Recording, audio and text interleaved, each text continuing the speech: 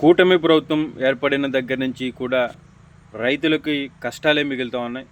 So పొగాకు రైతులు కానివ్వండి, మిర్చి రైతులు కానివ్వండి, అంటికాయ రైతులు కానివ్వండి, వేరుశనగ రైతులు కానివ్వండి, వీళ్ళందరూ కూడా మాకు గిట్టుబాటు ధర రాలేదని చెప్పేసి అనేక సార్లు నిరసన తెలియజేయడం జరిగింది. సో మిర్చి రైతుల్ని, పొగాకు రైతుల్ని జగన్మోహన్ రెడ్డి గారు పరామర్శించడం కూడా జరిగింది.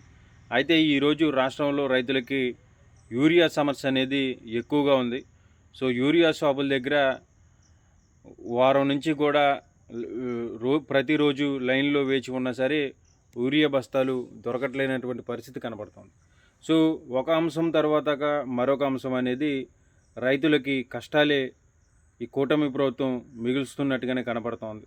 సో మేము అన్నీ సవయంగా ఇచ్చేస్తున్నాం, అన్నీ చేసేస్తున్నాం అని చెప్తున్నటువంటి చంద్రబాబు నాయుడు గారు ఈరోజు యూరియా కోసం బారులు తీరినటువంటి పరిస్థితి మన ఆంధ్ర రాష్ట్రంలోనే కనబడుతోంది.